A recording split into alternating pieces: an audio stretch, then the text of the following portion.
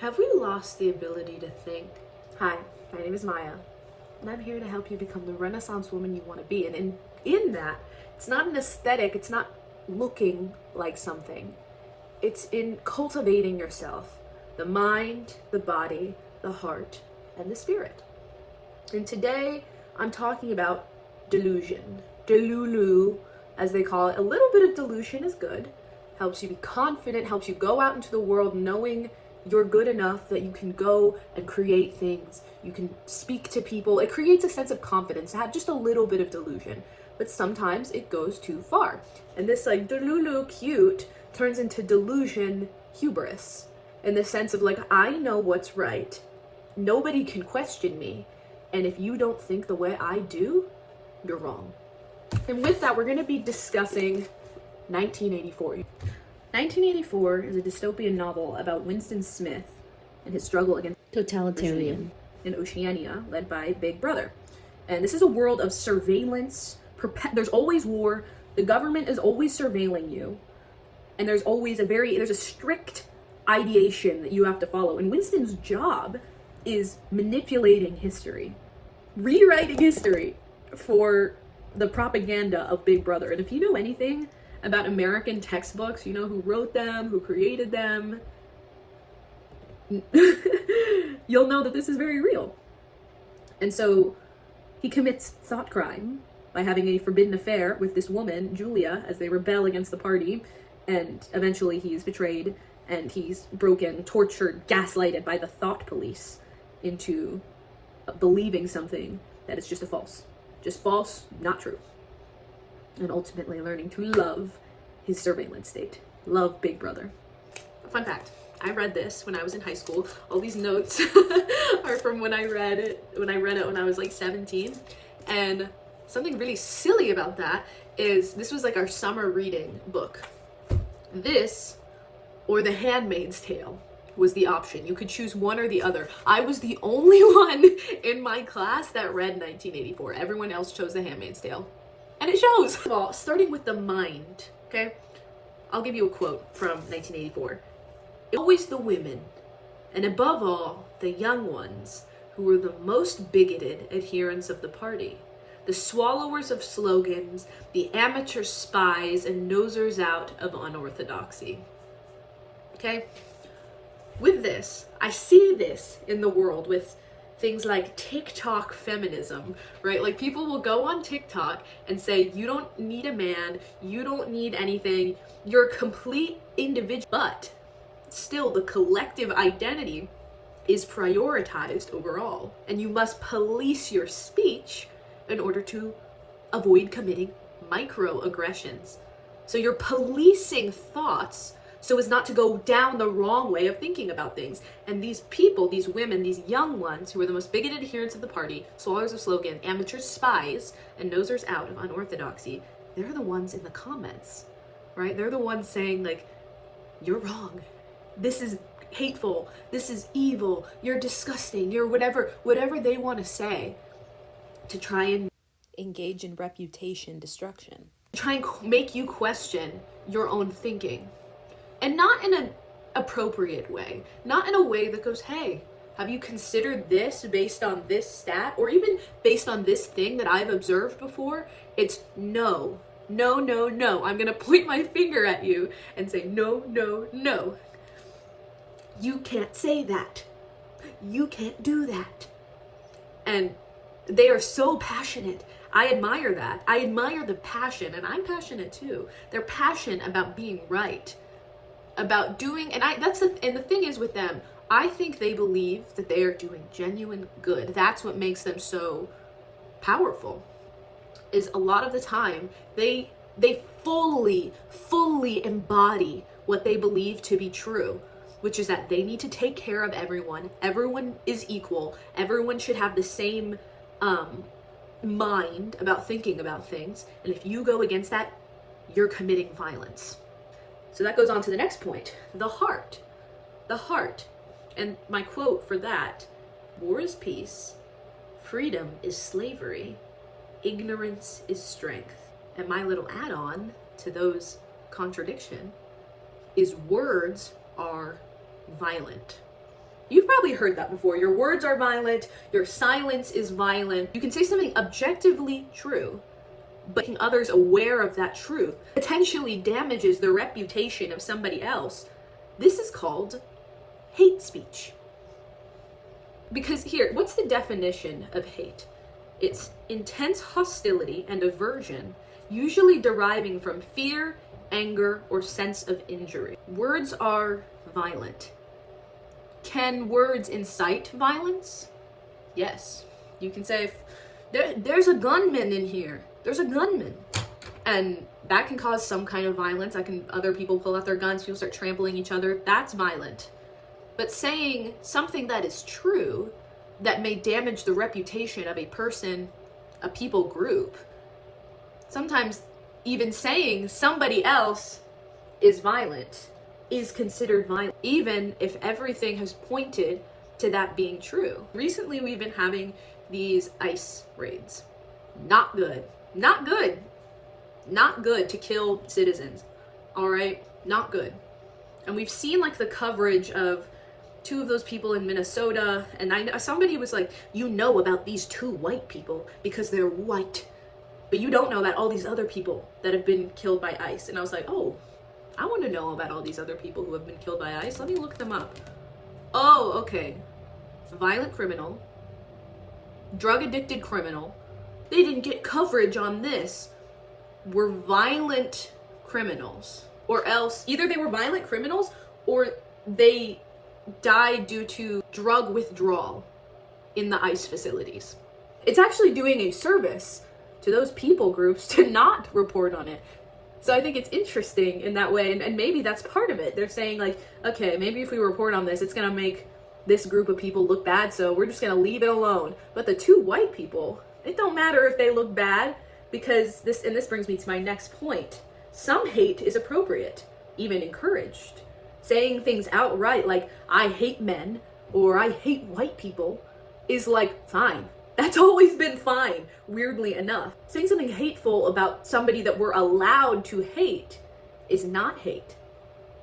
It's a really strange, like, a cognitive dissonance here. 1984, there's a concept in it called the 2 minutes of hate.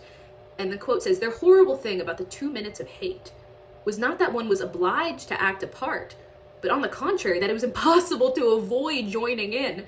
Within 30 seconds, any pretense was always unnecessary. A hideous ecstasy of fear and vindictiveness, a desire to kill, to torture, to smash faces in with a sledgehammer seemed to flow through the whole group of people like an electric current, turning one even against one's will into a grimacing, screaming lunatic. We see that. People becoming grimacing, screaming lunatics, saying, I hate men, I hate white people, I hate Christians. All throughout my school years, it was always permissible to say something like, I hate men. And so, yeah, this 2 minutes of hate concept, it's like every day they have 2 minutes of time where you just get to hate. Hate, hate, hate. 2 minutes isn't very long, right? And I think back to when I was in school, we probably did more than 2 minutes of hate. Honestly, we probably had whole afternoons of hate. And so even this 2 minutes concept, small amount that is able to incite such vigor inside, and you believe that you're victimized by the person that you hate. That's part of it. That's part of the definition. Intense hostility and aversion, usually deriving from fear, anger, or sense of injury. Sense of injury is the most interesting part, and I think it goes all ways, okay? It goes the way of going, these immigrants are causing me taxes, or also going, white people do this, and that's why I'm oppressed, and that's why I don't have money, and that it's the same. This, it makes me a victim. They do this, I'm a victim. Same thing, same concept here when it comes to hate. We come back to words are violent. But if a truth about somebody causes somebody to dislike them, what do you do with that? Are they hateful for telling the truth? Are we supposed to just discount truth in order to make some people feel better? Is it hateful to tell the truth if it makes some people look bad? How do we get to the body? And here we're going to talk about sex. Sex as a means of control. In 1984, Orwell says, the party was trying to kill the sex instinct.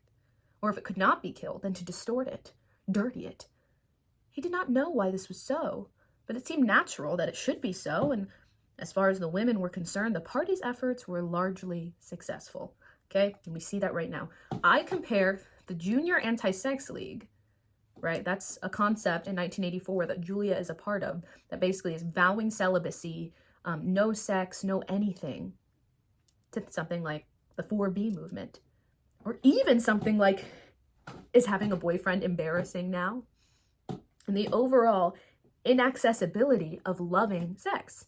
Gen Z is having less sex on average than every other generation. Both hookups and in loving relationships. It's not one or the other. It's not like Gen Z is just so much better at finding love and having loving sex. It's both. And so we blame each other. Incels blame the women. They're whores, they're OnlyFans girls, they're flaunting overt sexuality. They're too much, and Christians do this too. All kinds of religious people do this, not just Christians. And then the OnlyFans girls are like, it's my body, my choice, I'm allowed to do it, it's mine. And like, it causes such a rift between us. And the reason that they're doing this, they're trying to kill loving connection between men and women. They've distorted marriage. They've brought it down to something, it's just a piece of paper. You've heard that before. It's just a piece of paper. I don't really care. Even try to frame things like, is having a boyfriend embarrassing now? Is it conservative? It seems kind of conservative to have a boyfriend, kind of Republican to have a boyfriend. I don't want to hear you talk about it. I don't want it to be your whole life. All of these things, but that doesn't make sense. It doesn't make sense. We were never supposed to be completely independent. We're supposed to have each other, men and women, together. Like, common sense, I fear. Common sense. But it's somehow considered to be embarrassing. And I know, I've read the article. I know what it's saying. I know it's saying, like, no, it's just like too much when people talk about it all the time. They make it their whole personality. They make having a boyfriend, a husband, a baby, their whole personality. And it's like, yes, we are individuals, but inevitably when you come together with somebody and you choose to have a life together, you are together. You can't expect that your life will stay exactly the same in a committed relationship. Like, what's the point? What's the point? I see women going like, I just want him to come fit into my life. He has to just fit in like a puzzle piece, not realizing that that's just not how it works. You have to fit, you have to make each other fit at a certain point into each other's lives. And you have to compromise and sacrifice. You both do, to be able to make things come together and work together. And then, of course, there's the disdain for our physical form in order to sell us more Summer Friday, more Laneige, more Tarte concealer. Sell us Pilates and fitness and things like of that sort. All of these things in order to make us hate ourselves and then try to fit into the aesthetic. You've heard of Instagram face, right? Where like everybody kind of looks the same. You're like, that could be Madison Beer. Mate, I don't know who that is. Like, that could be somebody else. I don't know. And everybody is supposed to look a certain way. And they're selling it to you. I almost got a breast reduction this year. Why? Because I thought it'd make me look better. I thought it would do me better for my acting career. And then I like came to my senses eventually. It took a while. And I was like, I don't have any medical problems. I don't need to change this about myself. For what? To fit into who? Finally, we have spirit, okay? Or God. Connection to God. Connection to the outside world. Because not everything is individual. Some of it is a collective thing that we're a part of. And I see this concept of simulacrum, okay? Which is an image or representation of someone or something. You're taking something that is true, something that is real, and distorting it, then calling it that thing. Okay? There's a very obvious one when you're like, this is that thing. Somebody says, I'm distorting it, creating it, making it. This is that thing. when it's clearly not the same thing. I'll talk about yoga with this for a second. I'm a yoga teacher, okay? And we see simulacrum when you're in a class, the sequencing makes no sense. They're not using the Sanskrit. They're not cueing breath. The class looks like this. Cut all the mirrors on the wall. Everyone, like, maybe they have a microphone on. The lights are going crazy. It is a distortion of the truth of yoga. They're still kind of doing the same poses. Like, you might still hit a child's pose here and also here, but it's not quite yoga. It is a distortion of yoga. And with that, they try to make you believe that the distortion is the reality. And if you don't believe that the distortion is the reality, you are hateful. Maybe I do have a little bit of disdain, hostility, and aversion toward falseness disguised as the truth. And when you notice that it's not the truth, you are a villain. Kind of like a large part of 1984 is that the truth is something that can be made up by higher ups. By the end of the book, but Winston, having rebelled against the party, rebelled against what they say is the truth, he gets imprisoned and brainwashed. One of the things that the brainwasher says is 2 + 2 = 5. And you will believe that. 2 + 2 = 5. And it's just repeated over and he's like, it's not. And then eventually, the more it's repeated, the more it's perpetuated, the more you just accept it as the truth, because it's more difficult to fight against that than to just accept it as the truth. And even if you don't fully believe it at first, eventually you do. I'm here to wake you up, to strengthen you mentally and physically and emotionally and spiritually, so that you don't have to listen to that. And so you can tell the truth, because we need to know the truth. This falseness, this simulacrum we're inundated with in our society is gross. And people are like, why do you care? It doesn't affect you. It affects all of us. And so the more people that know the truth, the less likely this falseness will continue to permeate, because maybe our generation is cooked. We're cooked, but the generation that we'll have, our children, don't have to be. That's all I got for today. If you like this video, like, subscribe. More videos like this. I'm trying to get better at these. I'm still kind of new to all of this, but I have a lot to say. I have a lot to think about. So if you like this at all, bear with me on the journey as I continue to improve the quality and continue on. Have a great day.